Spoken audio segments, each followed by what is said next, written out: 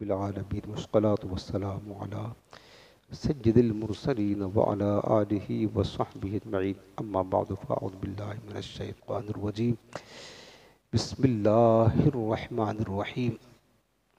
إن الله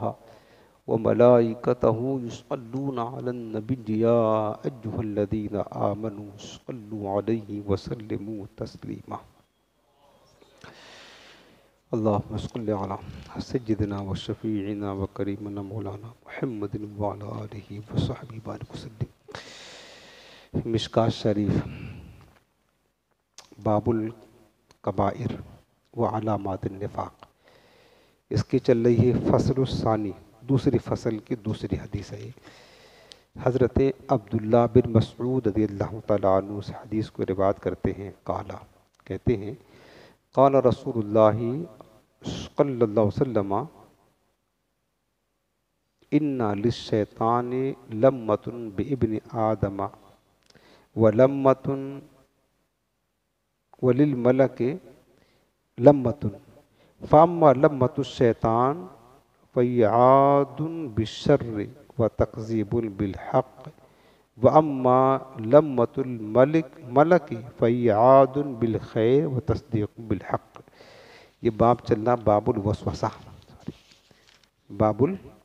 یہ باب الکبیرہ ہی کہتے ہیں، باب الکبائر کے تحت ہی آتا ہے۔ یعنی اس میں یہ بات بتائی گئی کہ جو انسانی ذہن میں خیالات برے آتے ہیں اس کے بارے میں ذکر چل رہا ہے کہ اس پر کیا حکم شرعی ہے۔ تو ہم نے کئی حدیثیں اس سے پہلے سنائی ہیں، آپ نے سنا ہے کہ جو برے خیالات آتے ہیں اور ان برے خیالات کو اگر انسان جمائے نہیں اپنے دل میں اور اس کو کرنے کا ارادہ نہ کرے تو وہ برے خیالات اللہ کی طرف سے معاف ہوتے ہیں۔ اللہ تعالیٰ نے سمت سے اس کو درگزر کر دیا ہے، چونکہ یہ بلا اختیار آتے، اس میں انسان کو اختیار نہیں ہوتا۔ کبھی کیسا خیال آ گیا، کبھی گندے خیال، برے خیال آتے ہیں، کبھی اللہ اس کے رسول کے بارے میں برے خیالات آ جاتے ہیں۔ تو یہ جو وسوسے ان کو کہا جاتا ہے، ان کو اللہ تعالیٰ نے معاف کر دیا، یہ شیطان کی طرف سے ہوتا ہے۔ اس حدیث پاک میں میرے آقا علیہ السلام فرماتے ہیں کہ بے شک انسان میں شیطان کا بھی اثر ہے۔ ان للشیطان لمۃ بابن آدم، ابن آدم کے دل میں، اس کے اندر شیطان کا بھی ایک اثر ہے۔ وَلِلْمَلَكِ لَمَّةٌ، اور فرشتے کا بھی ایک اثر ہوتا ہے، فرشتے کا بھی ایک اثر ہے۔ کیونکہ آپ کو ہم نے پچھلے حدیث میں سنایا تھا، جب انسان پیدا ہوتا ہے نا، اس کا بچہ پیدا ہوتا ہے تو اس کے ساتھ ایک فرشتہ اور ایک شیطان دونوں پیدا ہو جاتے ہیں۔ وہ شیطان اس کو گمراہی کی طرف لے کر کے ڈھکیلنا چاہتا ہے، وسوسہ ڈالتا برے، اور وہ فرشتہ اس کو نیکی کی طرف ہدایت کرتا رہتا ہے۔ بہرحال دونوں چیزیں اس کے ساتھ ہوتی ہیں۔ تو وہی بات یہاں فرمائی گئی کہ شیطان کا بھی اثر ہوتا ہے اور فرشتے کا بھی اثر ہوتا ہے۔ اب دونوں کے جو اثر ہوتے ہیں اس میں فرق کیا ہے؟ تو میرے آقا علیہ السلام فرماتے فَأَمَّا لَمَّةُ الشَّيْطَانِ فَيَّعَادٌ بِالْخَيْرِ، تو شیطان کا اثر تو مصیبت سے ڈرانا اور حق کا جھٹلانا ہوتا ہے۔ وَأَمَّا لَمَّةُ الْمَلَكِ فَيَّعَادٌ بِالْخَيْرِ وَتَصْدِيقٌ بِالْحَقِّ، لیکن فرشتے کا جو اثر ہوتا ہے وہ خیر کا وعدہ کرنا، وعدہ دلانا اور حق کی تصدیق کرنا۔ یعنی یوں سمجھ لیں کہ شیطان جو اثر ڈالتا وہ انسان کو گمراہ کرنے کی کوشش کرتا ہے، برائی کے راستے پر لے جانے کے لیے وسوسہ ڈالتا، اس کی طرف بہکاتا ہے اس کو، اور فرشتہ جو ہوتا ہے وہ فرشتہ اس کو نیکی کی طرف لے کا راستہ بتاتا ہے، اچھائی کی بات اس کے دل میں ڈالتا ہے کہ تم اچھے کام کرو۔ چونکہ ہمارے ذہن میں، آپ کو بھی انداز، ہر انسان کو اس طرح ہوتا ہے، کبھی انسان کے ذہن میں آتا ہے کوئی اچھا کام کرے اور کبھی ذہن میں آتا ہے کوئی برا کام کرے، دونوں چیزیں ہوتی ہیں۔ تو یہ جو ذہن میں ہمارے دل میں آتا ہے برا کام کرنا، تو سمجھ جانا کہ یہ شیطان کے کام ہے، اور جو اچھا کام کا ارادہ ہوتا ہے دل میں کہ آج ہم کو اچھا کام کرنا ہے، تو یہ سمجھ لینا کہ یہ اس فرشتے کا اثر ہوتا ہے جو ہمارے ساتھ ہوتا ہے۔ اور وہ جو شیطان ہے نا، جس کو قرین کہتے ہیں، ہمزاد بھی کہتے ہیں، ہر وقت ہمیشہ انسان کے ساتھ رہتا ہے، اسی کو وسواس بھی کہتے ہیں عربی میں وسواس کہتے ہیں، من شر الوسواس الخناس، جو سورۃ الناس میں ہیں، اور اسی کو ہمزاد بھی کہتے ہیں، فارسی لفظ ہے، اور قرین بھی کہتے ہیں اس کو، جو انسان کا ساتھی ہوتا ہے۔ اور یہ جو فرشتہ ہوتا ہے اس کو ملہم کہتے ہیں، کہ اچھی بات کا الہام کرتا ہے دل میں، یعنی اچھی بات دل میں ڈالتا ہے۔ تو حضور علیہ السلام فرماتے ہیں شیطان کا کام کیا ہوتا ہے کہ شیطان یہ حق کو جھٹلانے کا کام کرتا ہے، اور جو ہے نا مصیبت سے ڈرانے کا کام کرتا ہے، اور کیا کہتے ہیں فرشتہ جو ہوتا ہے یہ حق کی تصدیق کرنا یہ کرتا ہے، اس کا الہام کرتا ہے اور خیر کا وعدہ کرتا ہے۔ تو اس طریقے سے دیکھو دونوں چیزیں ہوتی ہیں، دونوں چیزیں ہوتی ہیں۔ اب اس کی مثال آپ یوں دیکھ لے کہ یہ جو قرین شیطان ہوتا ہے وہ اس طرح کرتا ہے کہ خبیث برائیوں کو خوبیاں اور نیکیوں کو مصیبت بنا کر دکھاتا ہے، یعنی برائیوں میں دلچسپی دلاتا ہے، خیرات کا ارادے پر فقر سے ڈراتا ہے، تنگ دستی سے، ناجائز خرچوں کے موقع پر ناموری اور شہرت کا لالچ دیتا ہے۔ بہت جگہ دیکھا گیا ہے کہ اکثر مسلمان حج و خیرات کے نام سے گھبراتے ہیں، زیادہ پیسہ نہیں خرچہ کرتے ہیں، لیکن گھر میں شادی بھی آ جائے تو کہو کہ حرام کام میں لاکھوں روپے لوٹا دیتے ہو، یہ ہو رہا آپ دیکھ رہے ہیں۔ ان کو کہہ دو بھائی مسجد میں چندہ دینا ہے تو 10 روپے مشکل سے جیب میں نکلے گا، اور کہہ دو کہ ہاں جو ہے نا شادی ہے بیٹے کے فنکشن کرنا ہے، تو پھر آپ دیکھ رہے ہیں نا لوگ، مسلمانوں کی بات آپ دیکھ رہے ہیں کہ مسلمان تو لڑکیوں کو نچاتے ہیں نا، یوں نوٹوں کی بوچھار کرتے ہیں، ہمارے یہاں پتہ نہیں ہے کہاں سے رواج ہوگی، یوں نوٹوں کی بوچھار کرتے، پانی چھڑک رہے ہیں، اس طرح کرتے ہیں۔ اور ان کو کہہ دو اللہ کے بندے مسجد بنے وہاں دے دو، تو پھر شیطان دل میں ڈراتا ہے یار تو پیسہ ختم ہو جائے گا۔ یہ اثر ہے شیطانی، یہ اثر شیطانی ہے، جیسا کہ اللہ پاک نے خود قرآن عظیم میں فرمایا کہ الشیطان یعدکم الفقر ویأمرکم بالفحشاء، شیطان تمہیں وعدہ دلاتا فقر کا، فقر کہتے ہیں تنگ دستی کا، کہ زیادہ خرچہ کرو گے مال تو کم ہو جائے گا، ابھی بہت سارا کام کرنا ہے، ویأمرکم بالفحشاء، اور بے حیائی کا تمہیں حکم دیتا ہے، واللہ یعدکم مغفرۃ وفضلا، اللہ تعالیٰ تمہیں مغفرت اور فضل کا وعدہ دیتا ہے۔ تو اب دیکھو کہ شیطانی عمل دخل تو انسان کے اندر ہوتا ہی ہے، جو بھی ناجائز کاموں میں بڑھ چڑھ کر کے حصہ لیتے ہیں یہ کیا ہے؟ یہ شیطان کا اثر ہے۔ اور جو کار خیر میں بڑھ چڑھ کر کے حصہ لیتے ہیں یہ کیا ہے؟ وہ جو فرشتہ ہے نا، یہ اس کا اثر ہے، اس کی رحمت ہے کہ وہ ہمیں خیر کی طرف رہنمائی کرتا ہے۔ اس طریقے سے آپ دیکھیں کہ آج بھی یہ ساری چیزیں دیکھنے میں آ رہی ہیں کہ لوگ جو ہے نا جو نیکی کے کام ہیں اپنے مال وغیرہ خرچ کرنے کے بارے میں کم حصہ لیتے ہیں، حتیٰ کہ بہت سارے مالدار زکوٰۃ تک نہیں ادا کرتے مکمل طور سے یار۔ لیکن ہم نے دیکھا گھر میں بیٹے کی شادی آ گئی نا تو لاکھوں روپے یوں برباد کر دیتے ہیں، دیکھا، یہ سب دیکھی بات کہہ رہا ہوں میں، آپ نے بھی دیکھا ہوگا، لاکھوں روپے۔ پھر ان کو شیطان نہیں ڈراتا ہے کہ یار تم اتنا پیسہ خرچ کر رہے ہو شادی بیاہ میں تو تمہارا پیسہ خرچ ہو جائے گا، کم ہو جائے گا، اس وقت شیطان نہیں یاد دلاتا ہے، ڈراتا نہیں ہے۔ شیطان تو یہی چاہتا ہے کہ ناموری ہوگی، لوگ واہ واہ کریں گے، شہرت ہوگی، تمہیں لوگ تعریفیں کریں گے کہ اتنا خرچ کر دیا، اتنی شاندار شادی کے بیٹے، کتنا اچھا کھانا پکایا۔ تو یہ شیطانی اثر کا یہ جو بندہ کر رہا نا، یہ سمجھ لے کہ شیطانی اثر ہے جو اس کے اندر پایا جا رہا ہے۔ اس کے بعد آقا فرماتے فَمَنْ وَجَدَ ذَلِكَ فَلْيَعْلَمْ أَنَّهُ مِنَ اللَّهِ فَلْيَحْمَدِ اللَّهِ، فرمایا کہ جو یہ بات یعنی جو فرشتہ جو اثر ڈالتا ہے اپنا، فرشتہ جو اس کو ہدایت کرتا ہے نیکی کی طرف، خیر کی طرف، حق کی طرف، حضور فرماتے جو ایسی بات اپنے دل میں پائے کہ نیکی کی طرف رجوع لے جانے والی ہو، خیر کی طرف لے جانے والی ہو، تو سمجھ جائے کہ یہ فرشتے نے الہام کیا ہے، فرشتے نے رہنمائی کی ہے۔ تو جو ایسی بات اپنے دل میں پائے تو اسے چاہیے کہ یہ تصور کرے کہ اللہ کی جانب سے ہے، یعنی خیر کی بات پائے۔ اگر ہمارا دل چاہا کہ ہم کچھ راہ خیر میں مال خرچ کرے، کچھ نیک کام کرے، کسی کی مدد کرے، تو اپنے اوپر نہ کرے کہ ہمارا کمال ہے، فوراً خیال کرے یہ میرے رب کی طرف سے ہے کہ میرے رب نے ہماری رہنمائی فرمائی، ہمیں توفیق دی۔ فَلْيَعْلَمْ أَنَّهُ مِنَ اللَّهِ، آقا فرماتے پھر یہ تصور کرے کہ اللہ کی جانب سے ہے۔ فَلْيَحْمَدِ اللَّهِ، اس وقت پھر اللہ کا شکر ادا کرے کہ مولا تیرا شکر ہے کہ تو نے ہمیں کار خیر کی توفیق عطا فرمائی ہے،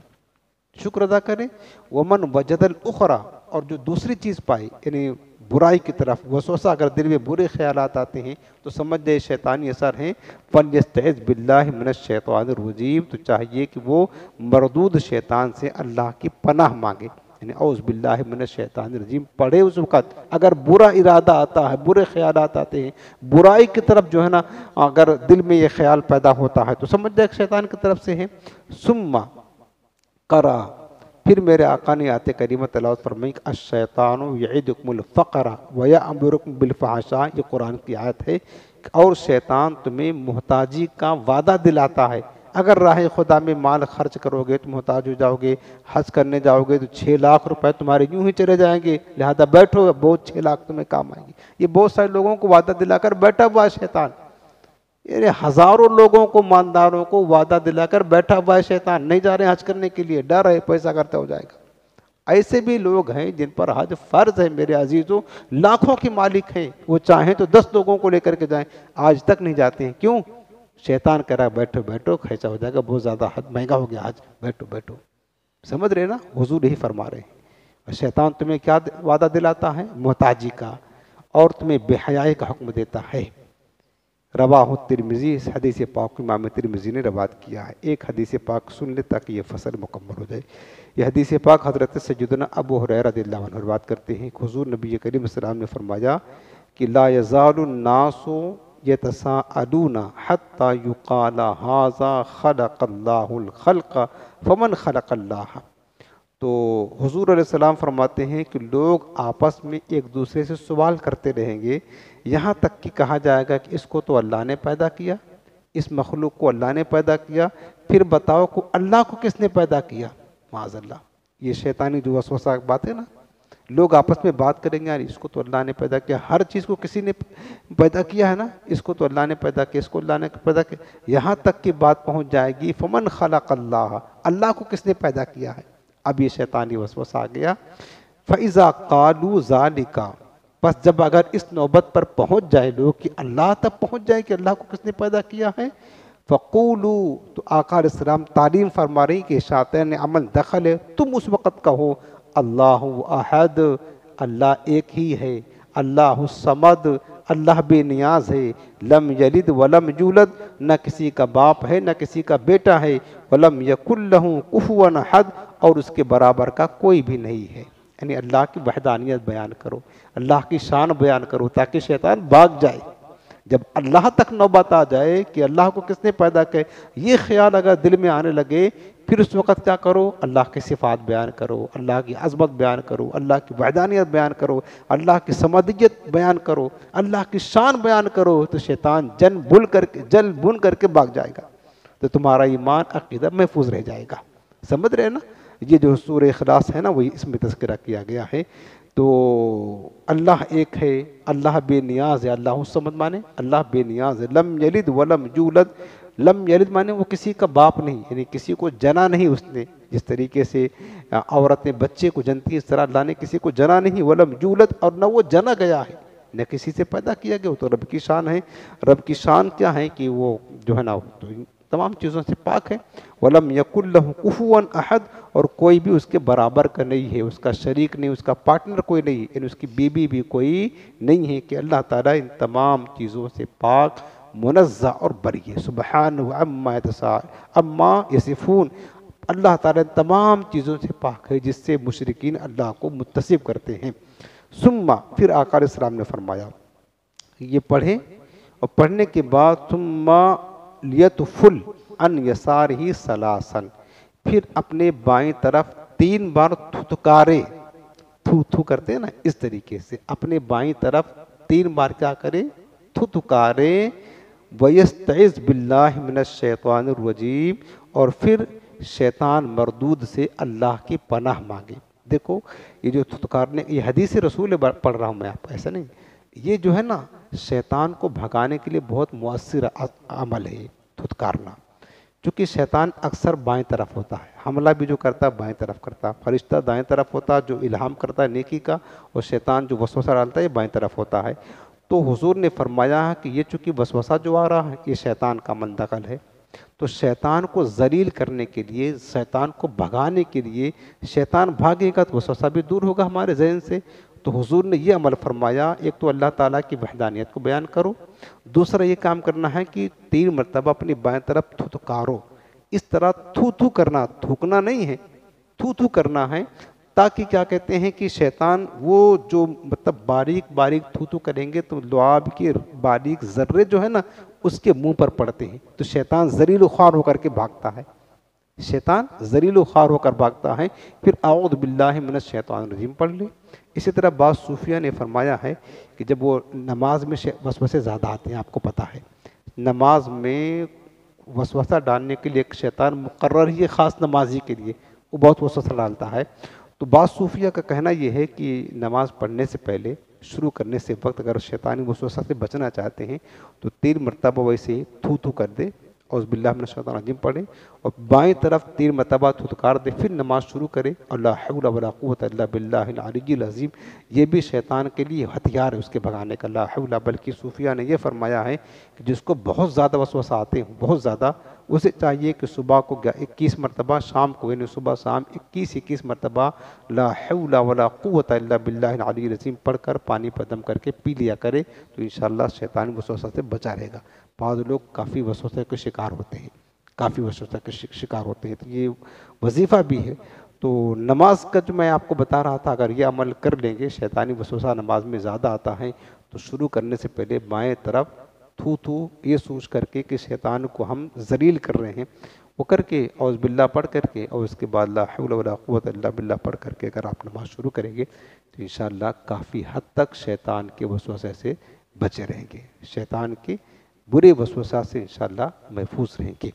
اور شیطان تو تباہی کرنا چاہتا ہے۔ بہرحال شیطانی وسوسے کا یہ عمل جو حدیث پاک میں ارشاد فرمایا لا حول ولا قوت، ایسے بھی یہ وہ مقدس وظیفہ ہے جس کے بارے میں حدیثوں میں آتا ہے، بہت فضیلت ہے، لا حول ولا قوت الا باللہ۔ بڑے سے بڑے بگڑے ہوئے کام اس کی برکتوں سے آسان ہو جاتے ہیں۔ یہ عرش اعظم کے نیچے خزانہ ہے، وہاں سے یہ وظیفہ آیا ہوا ہے، لا حول ولا قوت الا باللہ۔ اور خاص کر جو تنگی رزق کے پریشان ہوتے ہیں نا، رزق میں کمی اور نوکری جاب کاروبار کی تنگی، ان کے لیے تو یہ وظیفہ سرکار اسلام نے خود بتایا بڑا مفید ہے، لا حول ولا قوت الا باللہ۔ اگر یہ کثرت کے ساتھ پڑھیں گے تو انشاءاللہ شیطانی وسوسے سے بھی محفوظ رہیں گے، اور دیگر بلاؤں سے، آفتوں سے، اور خاص کر رزق میں وسعت اور برکتیں انشاءاللہ ضرور نصیب ہوگی۔ اللہ تعالیٰ بس ہمیں عمل کی توفیق عطا فرمائے۔ آج کی جو